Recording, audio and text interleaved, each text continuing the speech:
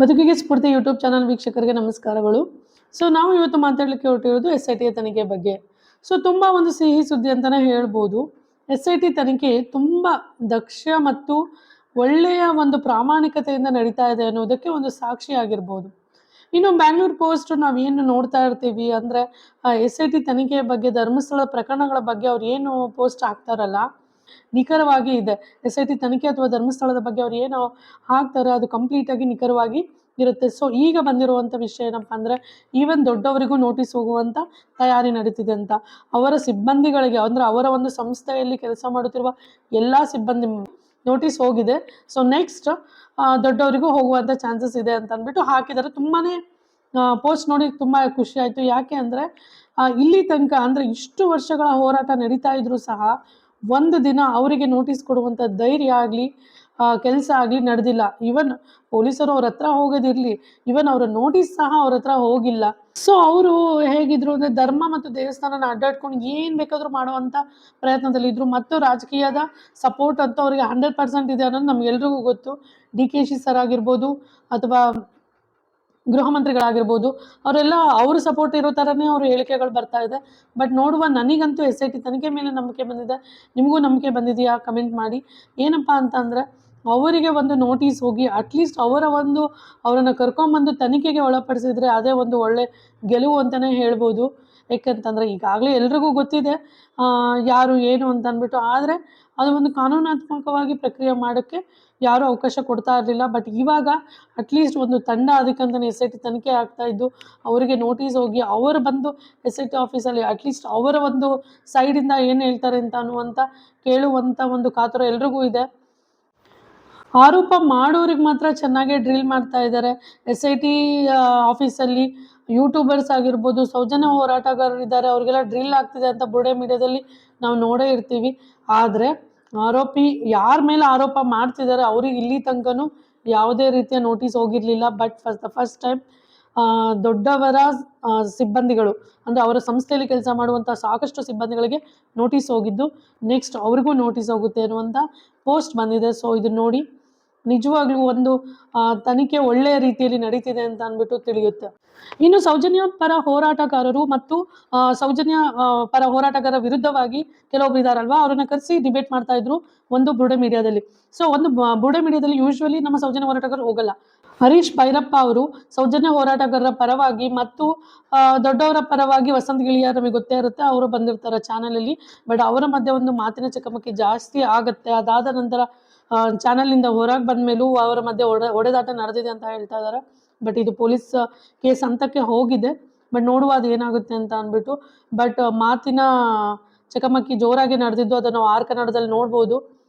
ಇನ್ನೇನು ಬುರುಡೆ ಮೀಡಿಯಾದವರಾಗಿರ್ಬೋದು ಅಥವಾ ಈ ವಸಂತ್ ಗಿಳಿಯಾರ್, ಕಿರಿಕೀರ್ತಿ ಇವರೆಲ್ಲ ಒಂದು ಗುಂಪಾಗಿ ಹರೀಶ್ ಭೈರಪ್ಪ ಅವ್ರ ಮೇಲೆ ಮಾತಾಡೋದು. ಅಂದರೆ ಫಸ್ಟು ಇಬ್ಬರು ಹತ್ರನೂ ನಾವು ಒಪಿನಿಯನ್ ತಗೊತೀವಿ ಅಂತ ಬರೋದು. ಬಟ್ ಇವರ ಒಪಿನಿಯನ್ನ ಅಲ್ಲಗಳೆದು, ಸೌಜನ್ಯ ಹೋರಾಟಗಾರರ ಒಪಿನಿಯನ್ನ ಅಲ್ಲಗಳೆದು ಇವರಿಗೆ ಸಪೋರ್ಟ್ ಮಾಡುವಂಥ ಮೀಡಿಯಾದವ್ರನ್ನ ನಾವು ನೋಡೇ ಇರ್ತೀವಿ. ಅವ್ರ ಪ್ರೋಗ್ರಾಮ್ಗಳು ನಮಗೆ ಗೊತ್ತೇ ಇದೆ. ಅವರ ಮೇಲೆ ಈಗ ಒಂದು ಪೊಲೀಸ್ ತನಿಖೆ ಆಗ್ತಾ ಇದೆ ಅಂತ ಅಂದ್ಬಿಟ್ಟು ಸುದ್ದಿ ಬಂದಿದ್ದು. ಇನ್ನು ಸಾಕಷ್ಟು ಬಾರಿ ಗಿರೀಶ್ ಮಟ್ಟಣ್ಣನವರು ವಾಲಂಟಿಯರ್ ಆಗಿ ಅವರೇ ಹೋಗಿ SIT ತನಿಖೆಗೆ ಹೆಲ್ಪ್ ಮಾಡಿದ್ದಾರೆ ಮತ್ತು SIT ತನಿಖೆಗೆ ಕೆಲವೊಂದು ಮಾಹಿತಿಗಳನ್ನ ಕೊಟ್ಟು ಬರ್ತಾರೆ. ಬಟ್ ಈಗ ರೀಸೆಂಟಾಗಿ ಹೋಗಿ ಬಂದಿದ್ರು.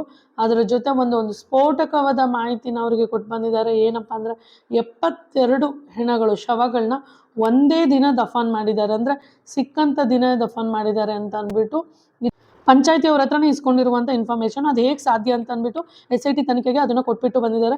ಅದ್ರ ಬಗ್ಗೆನೂ ತನಿಖೆ ಮಾಡಿ ಅಂತ ಅಂದ್ಬಿಟ್ಟು. ಮತ್ತು ಕುಸುಮಾವತಿ ಅವ್ರು ಕಂಪ್ಲೇಂಟೇ ಕೊಟ್ಟಿಲ್ಲ, ಅವರು ಸುಪ್ರೀಂ ಕೋರ್ಟ್ಗೆ ಹೋಗ್ತಿಲ್ಲ, ಬರೀ ಈ ರೀತಿ ಸುಮ್ಮನೆ ಬುರುಡೆ ಬಿಡೋರ ಜೊತೆ ಇದ್ದಾರೆ ಹಾಗೆ ಅಂತ ಕಮೆಂಟ್ ಮಾಡೋರಿಗೆ ಏನು ಹೇಳ್ತೀನಿ ಅಂತಂದರೆ, ಅವರು ಸಹ SIT ಆಫೀಸ್ಗೆ ಹೋಗಿ ಕಂಪ್ಲೇಂಟ್ ಬರ್ದು ಕೊಟ್ಟಿದ್ದಾರೆ. ದಯವಿಟ್ಟು ಅದನ್ನು ಅರ್ಥ ಮಾಡ್ಕೊಳ್ಳಿ. ಮತ್ತು ಸುಪ್ರೀಂ ಕೋರ್ಟ್ ಲಾಯರ್ಸ್ನೂ ಅವರು ಸಪೋರ್ಟ್ಗೆ ಕೇಳಿದ್ದಾರೆ. ಮತ್ತು ಸಡನ್ ಆಫ್ ಸುಪ್ರೀಂ ಕೋರ್ಟ್ಗೆ ಹೋಗ್ಲಿಕ್ಕೆ ಆಗಲ್ಲ. ಫಸ್ಟು ಇಲ್ಲೇ ನಮ್ಮ ಒಂದು ಕೋರ್ಟಲ್ಲಿ ಅದರ ಒಂದು ವಾದ ವಿವಾದ ನಡಿಬೇಕಾಗುತ್ತೆ. ಹಾಗಾಗಿ ಎಲ್ಲರೂ ಒಂದು ಸರಿಯಾದ ಸಮಯಕ್ಕೆ ವೆಯ್ಟ್ ಮಾಡ್ತಾ ಇದ್ದಾರೆ. ದಯವಿಟ್ಟು ಅದನ್ನು ಅರ್ಥ ಮಾಡ್ಕೊಳ್ಳಿ. ಕಿರಿಕೀರ್ತಿ ಆಗಿರ್ಬೋದು, ಸೌಜನ್ಯ ಹೋರಾಟಗಾರರ ವಿರುದ್ಧ ಮಾತಾಡುವಂಥ ವಸಂತ್ ಗಿಳಿಯಾರು, ಪುನೀತ್ ಕೆರೆ ಇವ್ರದೆಲ್ಲ ಒಂದೇ ವಾದ. ಏನಪ್ಪ ಅಂದರೆ ಸುಪ್ರೀಂ ಕೋರ್ಟಿಗೆ ಹೋಗೋದು ಬಿಟ್ಬಿಟ್ಟು ಇಲ್ಲೇ ಬಂದು ವಾದ ಮಾಡ್ತಾರೆ, ಇಲ್ಲೇ ಬಂದು ಸುಮ್ಮನೆ ಧರ್ಮಸ್ಥಳದ ಮೇಲೆ ಹೇಳ್ತಾರೆ ಅಂತ ಅಂದ್ಬಿಟ್ಟು. ಅವ್ರಿಗೆ ಹೋಗುವಂಥ ಮೆಥಡ್ ಗೊತ್ತಿದೆ. ಅವ್ರು SIT ತನಿಖೆಗೆ ಹೋಗಿದ್ದಾರೆ, ಆಫೀಸ್ಗೆ ಹೋಗಿದ್ದಾರೆ, ಕಂಪ್ಲೇಂಟ್ಸ್ ಎಲ್ಲ ಕೊಟ್ಟಿದ್ದಾರೆ. ಇವ್ರಿಗೆ ಏನಪ್ಪ ಅಂದರೆ ಈ ಒಂದು ಧರ್ಮ ರಕ್ಷಕರು ಅಂತ ಹೇಳಿಕೊಂಡು ಅವ್ರಿಗೇನಪ್ಪ ಅಂದರೆ SIT ತನಿಖೆನೇ ಆಗಬಾರ್ದು. ಯಾವುದೇ ರೀತಿ ಅಂದರೆ ನಮ್ಮ ದಣಿಗಳು ಏನೇ ಮಾಡಿದ್ರು, ಯಾವುದೇ ಒಂದು ಕೆಲಸ ಕೃತ್ಯ ಏನೇ ಆಗಿದ್ರು ಅದ್ರ ತನಿಖೆನೇ ಆಗಬಾರ್ದು, ಅದ್ರ ಬಗ್ಗೆ ಯಾರೂ ಮಾತಾಡಬಾರ್ದು, ಅದ್ರ ಬಗ್ಗೆ ಕೇಳಲೂಬಾರ್ದು, ಏನಾದರೂ ಆಗಿಬಿಡಲಿ, ನೀವು ಮಾತ್ರ ತನಿಖೆ ಮಾಡಬೇಡಿ ಅನ್ನುವಂಥ ಇಂಟೆನ್ಷನ್ ಅವ್ರದ್ದಾಗಿದೆ. ಯಾವುದೇ ಒಂದು ಪೊಲೀಸ್ ಆಗಿರ್ಬೋದು, ರಾಜಕೀಯ ವ್ಯಕ್ತಿಗಳಾಗಿರ್ಬೋದು, ಅಥವಾ ತನಿಖೆ ತಂಡಗಳಾಗಿರ್ಬೋದು, ಯಾರು ಅವ್ರ ಬಗ್ಗೆ ಪ್ರಶ್ನೆನೇ ಮಾಡಬಾರ್ದು ಅನ್ನೋದು ಇವರ ಒಂದು ಇಂಟೆನ್ಷನ್. ಇನ್ನು ಇತಿಹಾಸ ನೋಡ್ತಾ ಹೋದರೆ ಈ ಒಂದು ಹೋರಾಟಗಳು ಧರ್ಮಸ್ಥಳದ ಮೇಲೆ ಈಗಿಂದಲ್ಲ, ಈ ವರ್ಷ ಅಥವಾ ಈಗೇನು ನಮ್ಮ ಒಂದು ಸೌಜನ್ಯ ಪ್ರಕರಣ ಆದಮೇಲೆ ನಡೀತಾ ಇದೆಯಲ್ಲ, ಈಗಿಂದಲ್ಲ. ಇದು ಇತಿಹಾಸ ನೋಡ್ತಾ ಹೋದರೆ ನೂರಾರು ವರ್ಷಗಳಿಂದ ಅವರ ಮೇಲೆ ಹೋರಾಟ ನಡೀತಾನೆ ಇದೆ. ಯಾಕೆಂದರೆ ಧರ್ಮಸ್ಥಳ ಎನ್ನುವೊಂದನ್ನು ಅಡ್ಡ ಇಟ್ಕೊಂಡು ಅವರು ಸಾಕಷ್ಟು ಕೃತ್ಯಗಳು ಮಾಡಿರುವಂಥ ಅನುಮಾನಗಳು ತುಂಬ ಜನರಲ್ಲಿ ಮೂಡಿ ಬಂದಿದೆ. ಸೊ ಆ ರೀತಿ ನಾವು ಕೇಳ್ತಾ ಇರ್ಬೋದು.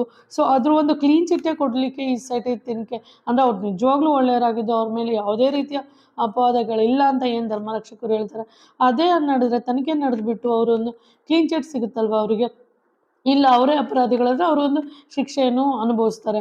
ಸೊ ಹೆಗಡೆ ಒಂದು ವಂಶದಲ್ಲಿ ನೋಡ್ತಾ ಹೋದ್ರೆ ಅವರ ಇತಿಹಾಸವನ್ನು ನೋಡ್ತಾ ಹೋದರೆ ಸಾಕಷ್ಟು ಬಾರಿ ಹೋರಾಟಗಳಿಗೆ ಮತ್ತು ಕೆಲವೊಬ್ಬರು ಜೈಲಿಗೂ ಹೋಗಿ ಬಂದಿರುವುದುಂಟು. ಅಂದರೆ ಅವರು ಒಂದು ಧರ್ಮ ರಕ್ಷಕರು ಮತ್ತು ಒಂದು ಶ್ರೀಮಂತರು ಮತ್ತು ಧರ್ಮಸ್ಥಳ ಅಂತ ದೇವಸ್ಥಾನ ಅಡ್ಡ ಇಟ್ಕೊಂಡು ಸಾಕಷ್ಟು ಕೃತ್ಯಗಳು ಮಾಡಿರೋದು ಇತಿಹಾಸ ಪುರಾಣದಲ್ಲೂ ಕೆಲವೊಂದು ಹೊರ ಬಂದಿದೆ.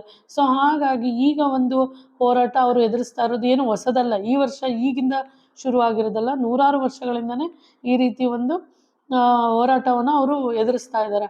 ಸೊ ನೋಡುವ ಅದು ಏನಾಗುತ್ತೆ ಅಂತ ಅಂದ್ಬಿಟ್ಟು. ನನಗಂತೂ SIT ತನಿಖೆ ಮೇಲೆ ತುಂಬಾ ಸಂತೋಷ ಆಯಿತು. ಅವರ ಒಂದು ನೋಟಿಸ್ ಹೋಗಿ ಅವರನ್ನು ಕರೆತಂದು ಅವ್ರು ವಿಚಾರಣೆ ಮಾಡಿದ್ರೇ ಅದು ಮೊದಲನೇ ಗೆಲುವು ಅಂತಲೇ ಹೇಳ್ಬೋದು ನಮ್ಮ ಸೌಜನ್ಯ ಪ್ರಕರಣದಲ್ಲಿ.